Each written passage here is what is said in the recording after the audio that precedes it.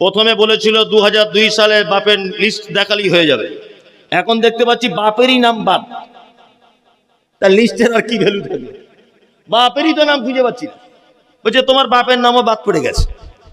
তাই বলছি 2002 সালে বাপের নামই যদি বাদ যায় তাহলে মানে আমার জন্মই হয়নি, তাহলে এই হিসাব তো তাই বলে, আমার তো তাহলে জন্মই হয়নি, তাই না?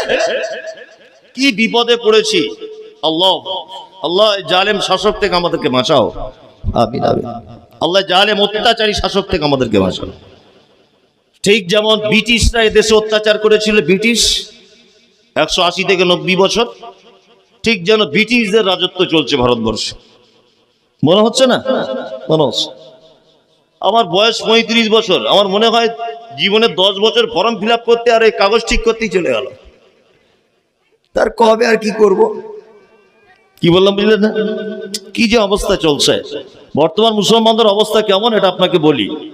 আপনারা জানেন যে আমাদের কাছ থেকে সবকিছু কেড়ে নেওয়া হচ্ছে আস্তে আস্তে করে, তাই না? হ্যাঁ। তবে সব থেকে বড় একটা পয়েন্ট আপনাদেরকে বলে দিই, প্রথম কিন্তু মুসলিমদের নাম বাদ পড়েনি এসআইআরে, খুব কম। দ্বিতীয়বার আবার বাদ দেওয়া হচ্ছে নতুন করে। হ্যাঁ, তার মানে পশ্চিমবাংলায় ক্ষমতায় আসার কোনো আর রাস্তা পাচ্ছে না। কোনো হিয়ারিং এর সব নোটিশ দিয়ে দিচ্ছে, দেখবেন হিয়ারিং হবে, আর এই হিয়ারিং এর নোটিশে যাদের নাম চলে এসছে দেখবেন আর কদিন পরে বলবে যে এরা ভোট দিতে পারবে না, এরা ভোট দিতে পারবে না। ভোট কখন দিতে পারবে? বিধানসভার পরে ভোট দিতে পারবে, মানে বিধানসভাটা করে নেবে। আর মুসলমানদের বেশিরভাগ নাম সব চলে এসছে, হ্যাঁ, নোটিশ আসছে, তোমরা কেউ ভোট দিতে পারবে না। তার মানে মুসলিমদের ভোটগুলো আটকাতে পারলেই ক্ষমতায় আসতে সুবিধা হবে।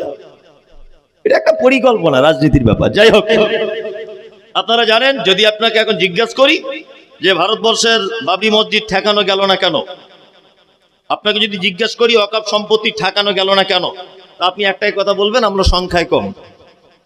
সংখ্যায় কম এই জন্য বলবেন, কি বলবেন না?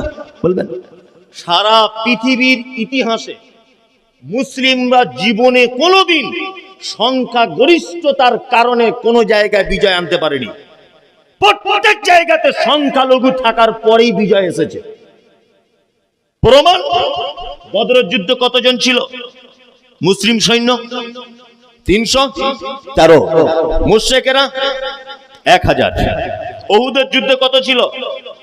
মুসলিম সেনা ছিল 1000। আব্দুল্লাহ বিন উবাই মুনাফিক রাস্তা থেকে 300 জনকে নিয়ে চলে গিয়েছিল। বিস্তারিত ঘটনা 1000 ছিল।